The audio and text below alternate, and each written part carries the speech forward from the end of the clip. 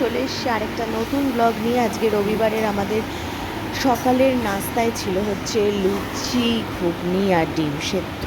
তারপরেই আমাদের দুপুরের রবিবারের মেনুতে ছিল স্পেশাল ভাত, ঘি, লেবু লঙ্কা তো দেখতেই পাচ্ছ, তার সাথে পাঁপড় ভাজা, বেগুন ভাজা, আলু ভাজা, পটল ভাজা।